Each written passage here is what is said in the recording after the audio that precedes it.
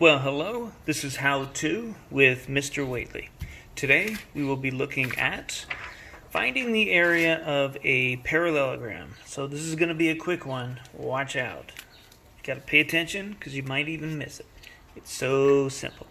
So before you find the area of a parallelogram, you need to know what a parallelogram looks like. So parallelogram is basically always a quadrilateral with two sets of parallel sides. So that means here's a set here, there's another set here.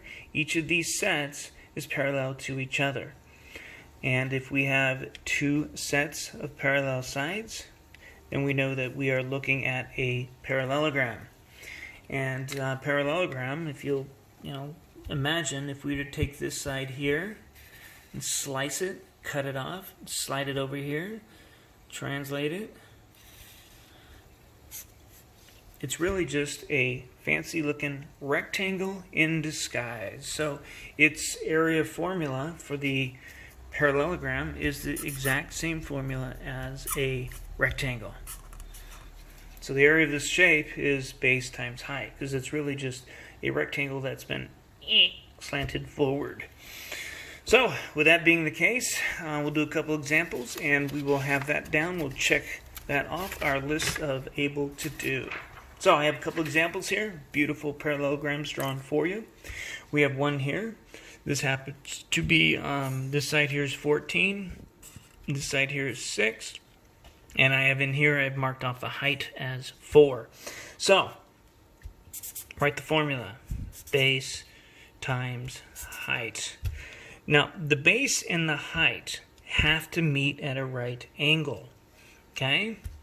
So, taking a look at this, we know that this is one of the sides of the parallelogram.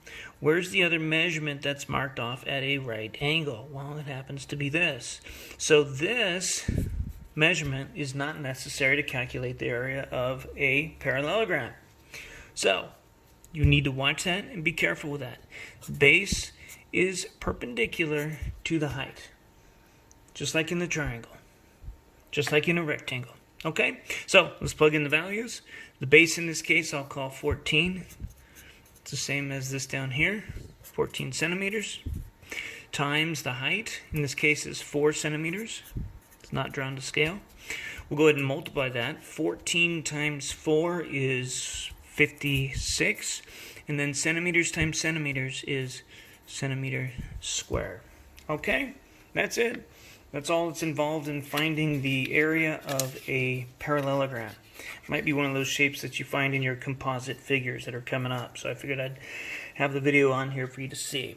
Now let's take a look at this one. It appears to have opposing sides that are parallel. These are 11 meters.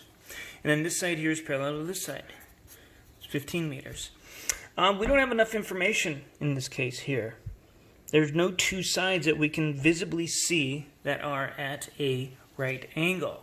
So I would have to have more information to use the formula. If I were to draw in a height, let's say, for instance, like this here. So imagine this is measured. It's listed at a right angle. And let's say that, I don't know, it's not accurate, but let's call it 13 meters. Now we have enough information to calculate the area of this parallelogram. So, as always, write the formula first. Base times height. You're going to plug in the values. Now in this case here, we've got the base and the height. Easy to find if you locate the right angle. It's the lengths that make up that right angle. They come together at a 90-degree angle. So those are the two sides or lengths that we need. We could use this one up here, but I happen to mark that one down there. So the base we'll call 11 meters times the height. In this case it's 13 meters. Think about it. Height is from the ground straight up. That's how you test your height in PE. You wouldn't call this the height because it's slanted to the side. So the height in this case is 13 meters. And from there we would go ahead and multiply these and get our answer.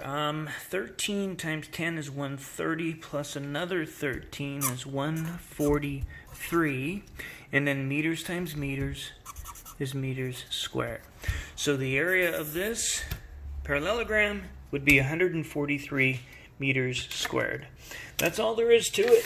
That's all there is to finding the area of a parallelogram using this simple area formula. Take care, be well.